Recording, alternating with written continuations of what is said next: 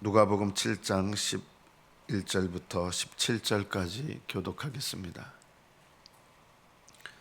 누가복음 7장 1절부터 7장 11절부터 17절 11절부터 교독합니다. 그 후에 예수께서 나인이란 성으로 가실새 제자와 많은 무리가 동행하더니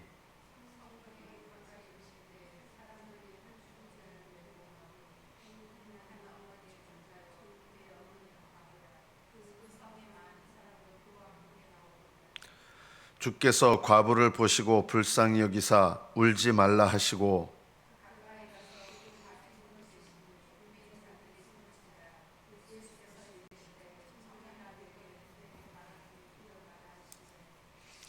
죽었던 자가 일어나 앉고 말도 하거늘 예수께서 그를 어머니에게 주시니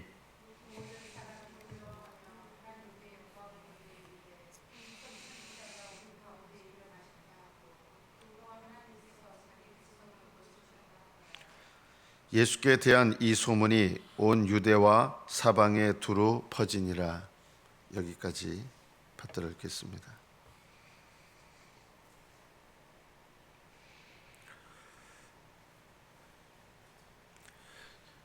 성경 전체에서 보면 예수님께서 죽은 자를 살리신 사건은 많을 것 같지만 단 3번입니다.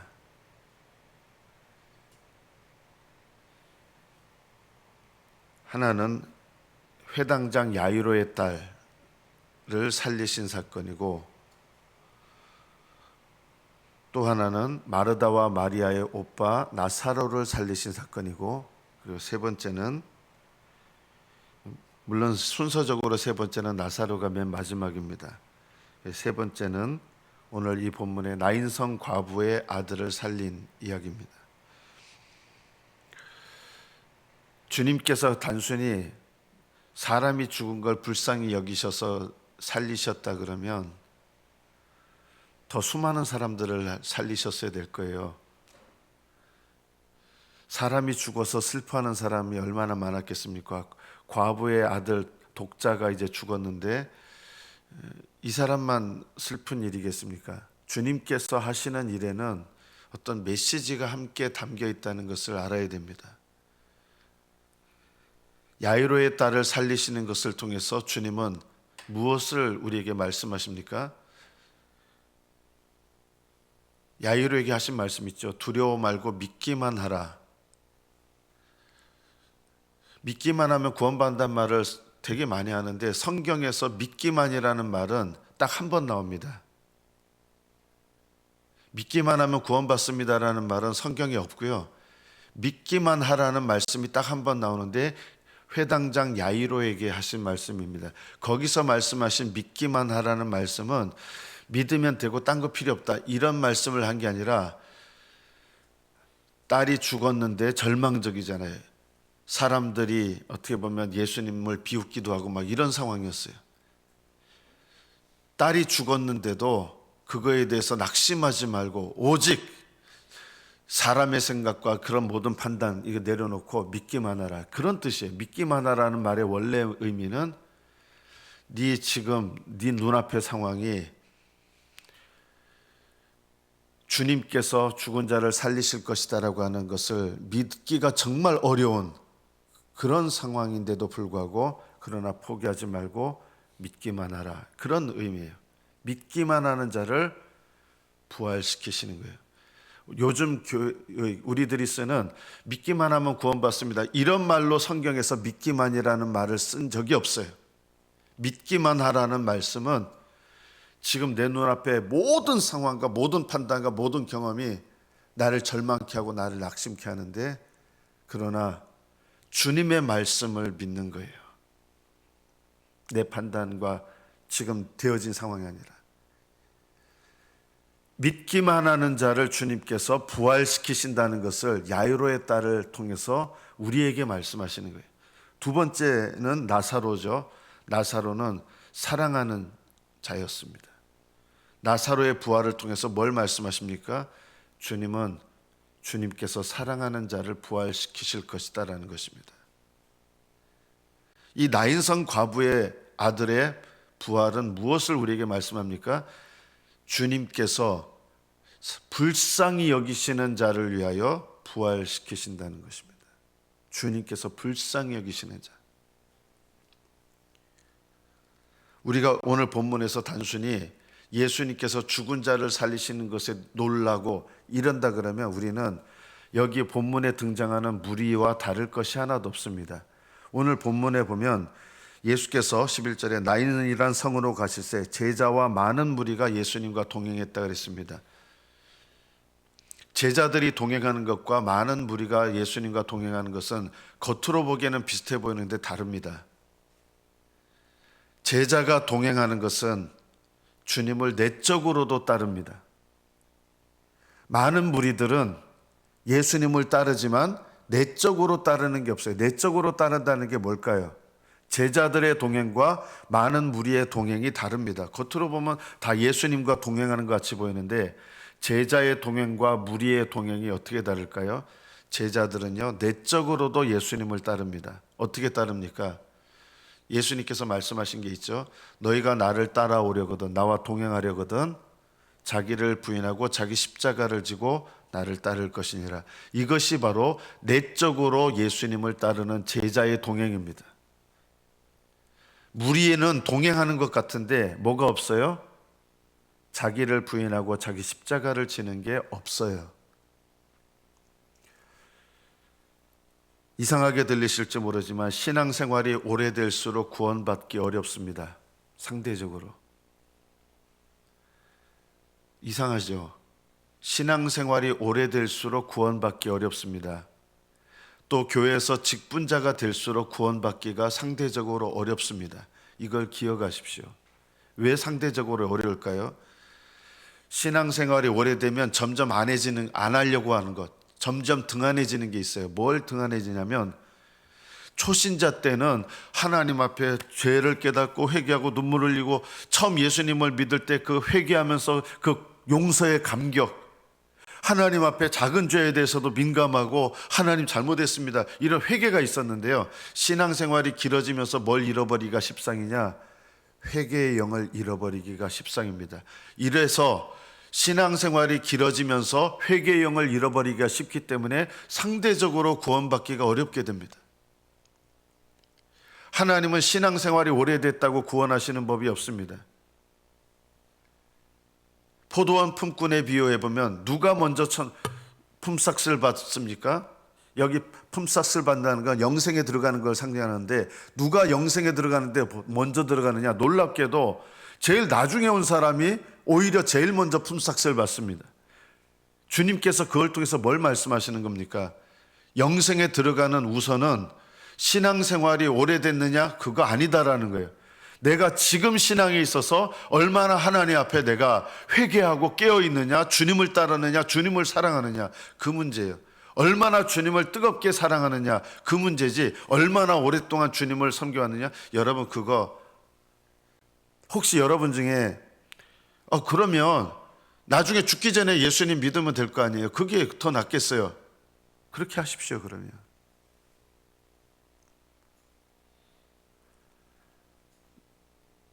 오래전부터 믿어왔다는 건요, 많은 은혜를 받았다는 뜻입니다. 어떤 은혜를 받은 거예요?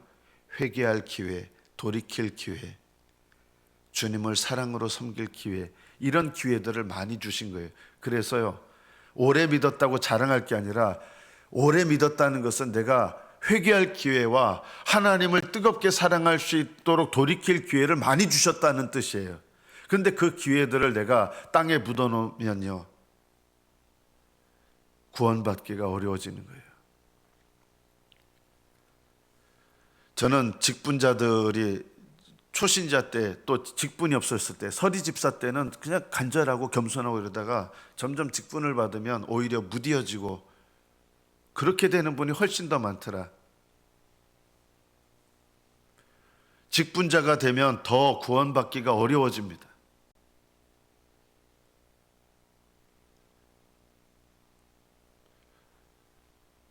저와 같이 말씀을 전하는 자들은 더 구원받기가 어려워지기 때문에 더 철저한 회개와 더 하나님을 향한 이 사랑을 잃어버리지 않으려고 애를 써야 됩니다. 훨씬 더 애를 써야 하나님의 은혜 가운데 동행할 수 있는 것입니다.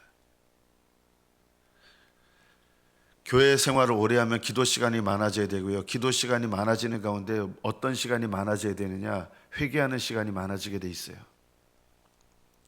예를 들어 저도 이제 2시간을 기도한다 그러면 예를 들어서 1시간이 회개예요. 회개할 게 더 많아져요.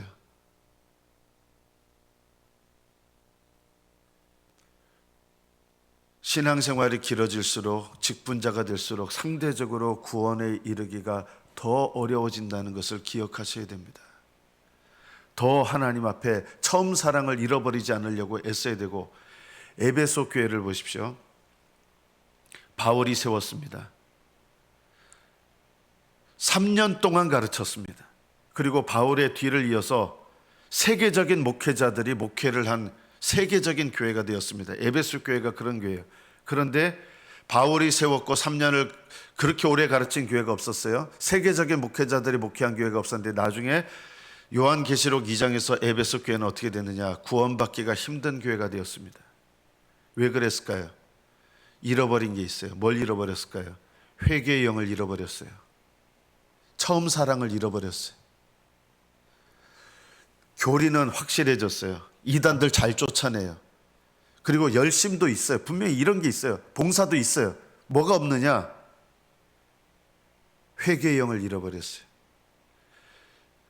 날마다 하나님 앞에 죄를 깨닫고 회개하면서 그 죄를 용서하시는 하나님의 은혜에 대한 감격, 그 감격 속에서 하나님을 사랑하는 것, 이거 첫사랑, 처음 사랑을 잃어버렸다는 거예요. 그래서 내가 너희들 교회에 촛대를 옮겨버리겠다고 주님 경고하시는 거예요. 겉으로 보면 세계적인 교회예요. 에베소 교회가요. 그러나 주님은 촛대를 옮겨버리게 했다고 하시는 거예요. 사람들이 보는 관점과 주님이 보시는 관점이 이렇게 다른 거예요. 내가 신앙생활에 많은 경험이 있을지 모르겠어요. 그 경험이 지금 내 신앙에 있어서 하나님 앞에 오히려 나를 어린아이처럼 겸손하게 하고 죄를 깨닫고 회개하는 일에 하나님 앞에 더 열심을 내야 마땅하지, 오히려 신앙생활이 길어지면서 처음 초신자 때는 죄에 대해서 민감하고 회개하고 잘못했어요 했는데 교회 생활에 익숙해지면서 회개가 사라지고, 이거는요 주님과 동행하는 데서 멀어지고 있는 것입니다.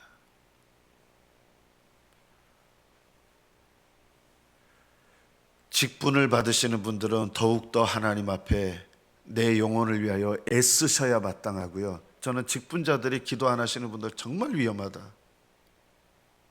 특히 그 기도 중에 맨날 달라달라 하는 기도밖에 없고, 직분자들이 중직들 말하는 거예요.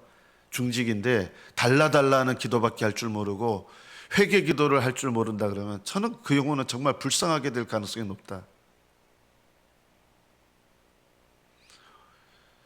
믿음의 선배들을 보십시오. 바울이나 이런 분들, 또 신약 성경에 나오는 분들은 하나님 앞에 기도 시간이 더 늘어나고 회개 시간도 더 늘어나고, 거룩한 길을 걸어가는 사람들은요 요만한 것에도 더 민감하고 더 하나님 앞에 철저하게 자신의 삶을 헌신하며 드립니다.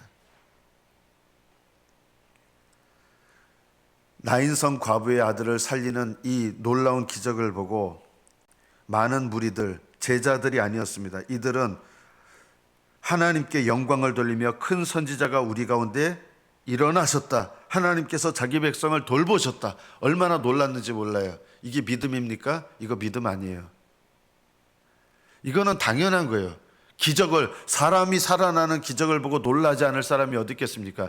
그런데 이들은, 많은 무리들은 이걸로 끝이었어요.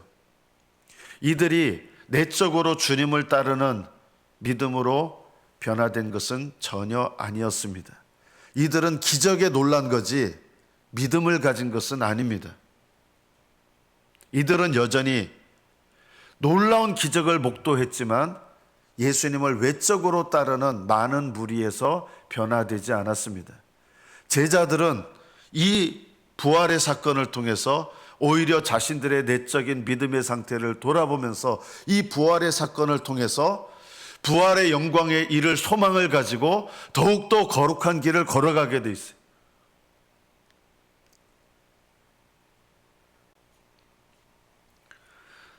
여러분의 삶 속에서 놀라운 기적을 보게 되는 것이 내가 바른 믿음이라는 증거는 결코 아닙니다.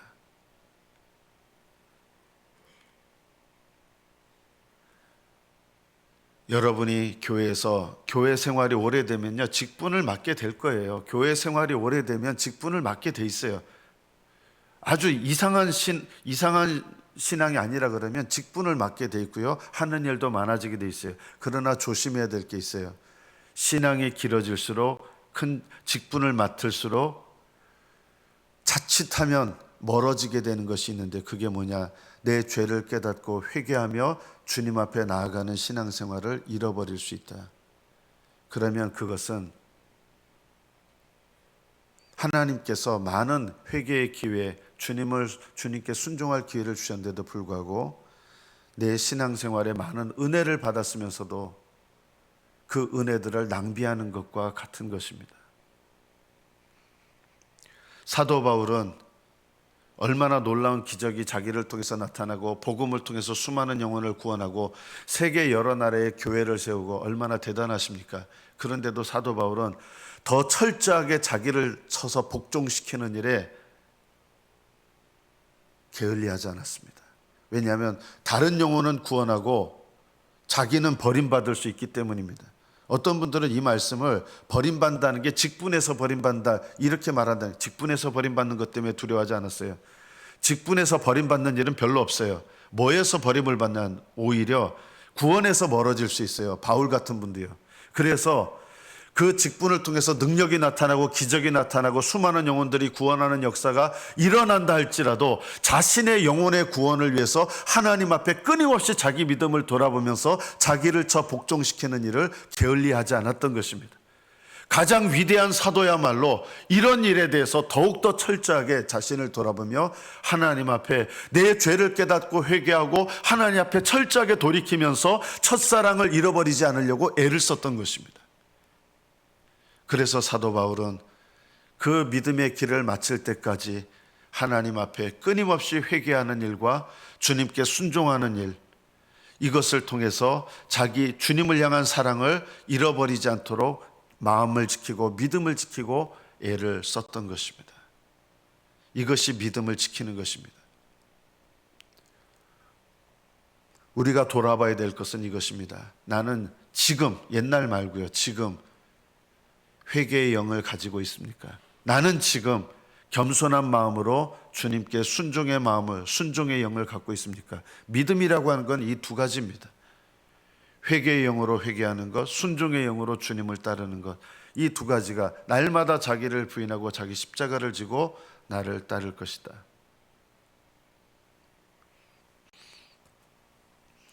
예수님의 제자들은 이 죽은 자를 살리시는 주님의 기적의 영광을 이때도 사실은 제자들도 잘 몰랐어요. 그러나 제자들은 주님께서 때가 돼서 성령 받게 하시고 이때의 은혜들을 기억하게 하셔서 이때 부활의 사건을 기억하게 하시면서 제자들은 복음을 증거하는 순종과 더불어서 하나님 앞에 철저하게 자기 자신이 거룩한 길로 걸어가도록 하나님 앞에 늘 자신을 돌아보며 믿음 가운데 살았던 것입니다.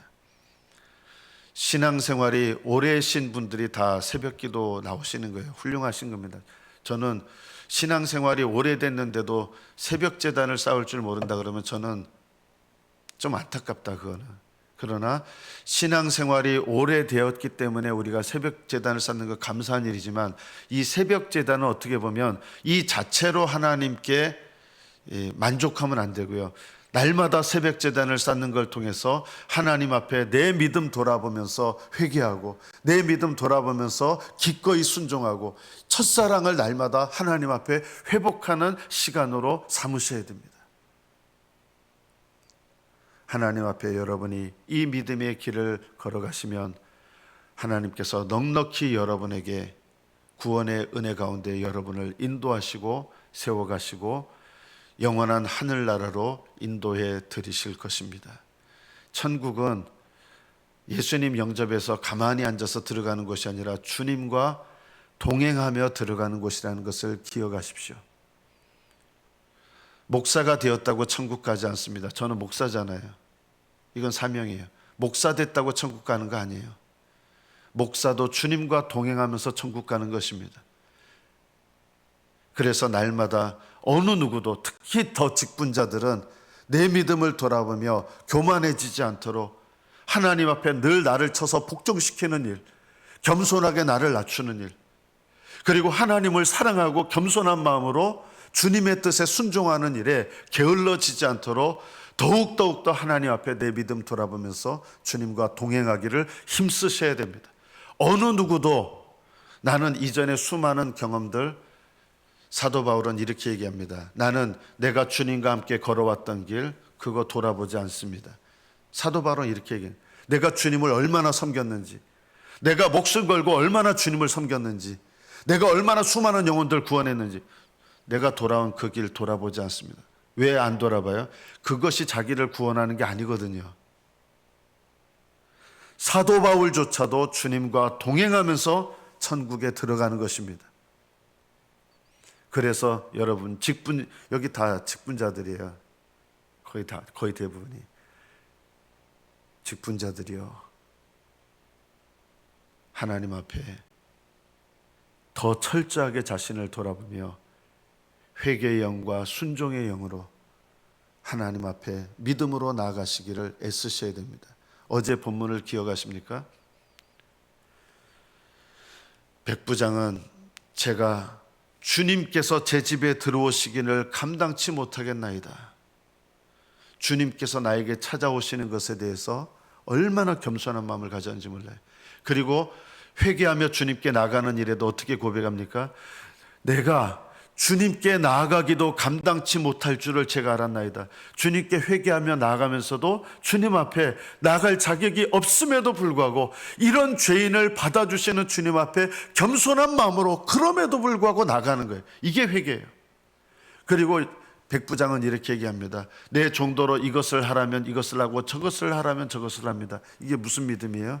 주님께서 내게 무엇을 명하시든지, 말씀으로 명하시든지 저는 주님께서 말씀하시는 대로 그저 순종하며 갑니다. 순종의 믿음이에요.